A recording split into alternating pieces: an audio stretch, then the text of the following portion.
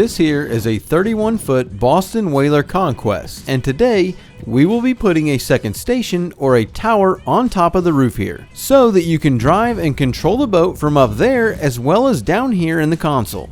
One of the main things that you have to accept when doing work like this is that stuff has got to come out. You've got to pull out hatches, access panels, fridges, and make sure you plan out how things are going to go in the layout. The only kicker on this boat here though is that this is a joystick boat, which adds a little more complication to the components and wiring needed to set up the second station.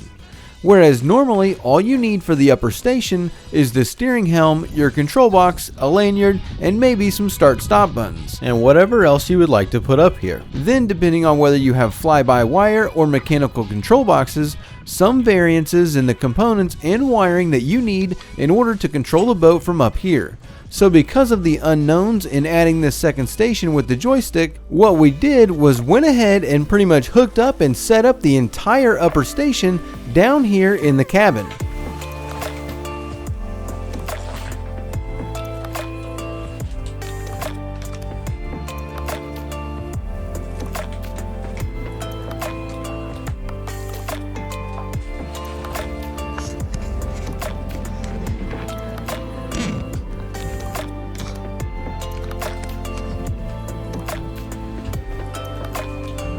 Then configured the entire system to start it up and make sure that everything was going to work properly before running all the rigging, building the entire upper station, and installing it just to find out something wasn't going to work correctly. But after putting everything together down in here and seeing that everything was working, like I like to do with most projects like this, is that I like to build everything outside of the boat, or for this case, put everything together on the upper station while it was down here inside the boat, before lifting it up and putting it upstairs and having to run up and down the tower every time you need to do something. Now this setup here was actually from another Boston Whaler and the controls were completely different, so we needed to cover up all of these old holes here on the tower helm. But that's where the good old nice clean white piece of starboard comes in perfectly, and I used a 1/2 inch piece so that it gives it some strength for different parts to hold on to. Now of course, we had to rip it down on the table saw and clean up the edges before installing it.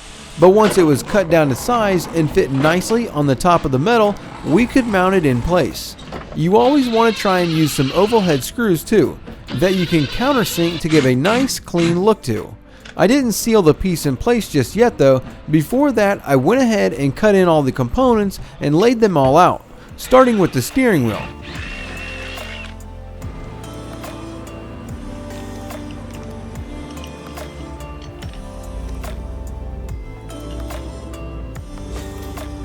Got the helm in place, then kind of lined up where the control box was going to go to see how much room there would be in between the wheel and the control box, because there is going to be a VesselView 703 up here as well as the joystick. But luckily there was the perfect amount of space between the control box and the wheel for the joystick to fit into. The control box did have to go as far out on the helm as possible to fit nicely though.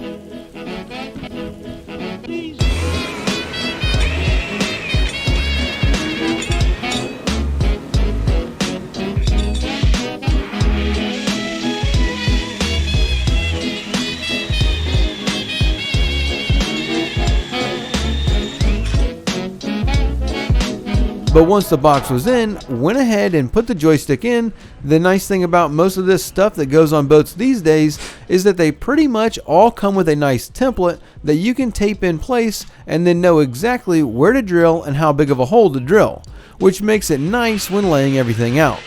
So once the control box and the joystick were in place, we went ahead and installed the start-stop buttons as well as the lanyard down here on the starboard side of the tower box.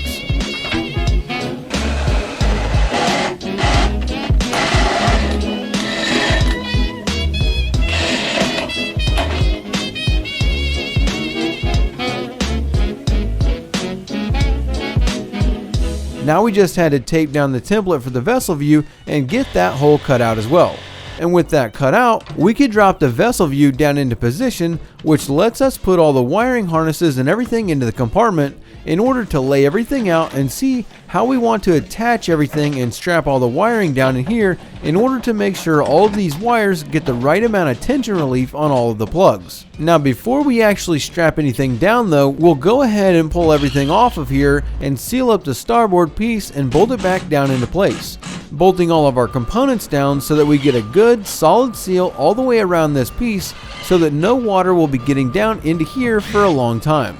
Then we can mount our CCMs and all the wiring, bringing us to the point of needing to go ahead and mount the tower section up here on the top of the roof of the boat. Now unfortunately I lost the footage of putting the tower up and mounting it into place, but once we had that set into place, it's time for the fun portion of this project where we need to run the wire harnesses from down here in the cabin all the way up into our upper station, which means that we have to take off all of these accesses here as well as pull out this fridge here, which isn't as bad as it sounds. There was actually a lot better access to the top here than you might think.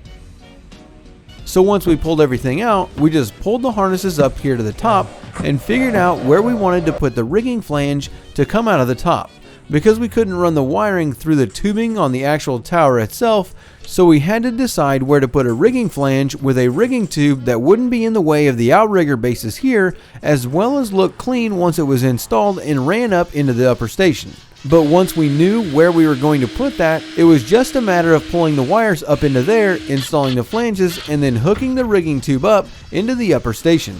Now because this was all fly-by-wire, we only had to run 3 wires up here, being our 2 14-pin data harnesses and a single NEMA 2000 cable that would hook up to our vessel view, which made it super simple to hook up and connect everything, as well as down here in the cabin where we just added 2 Y harnesses where the 14 pins would hook into the others and connect our system together, as well as our NEMA 2000 cable, which just needed to connect into the backbone. But looking at all the wiring and how it's laid out in here,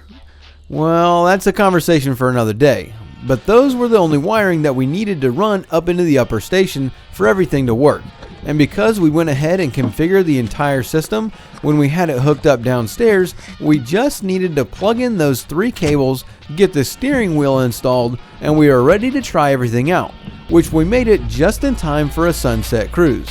where you've got a fantastic view from up here in the fresh upper station.